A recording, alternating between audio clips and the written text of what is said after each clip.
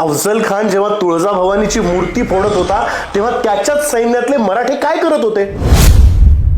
6 मराठे सरदार होते अफजल खानाच्या सैन्यात, जे अफजल खान मूर्ती तोडत असताना शांतपणे बसलेले होते.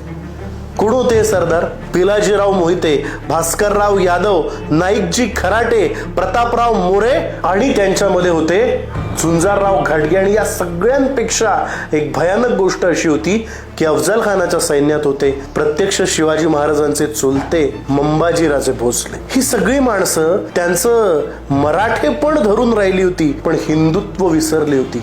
अफजल खानानी फक्त तुळजाभवानीची मूर्तीच नाही तोडली, तर त्या तुळजाभवानी समोर अफजल खानानी गाय कापली.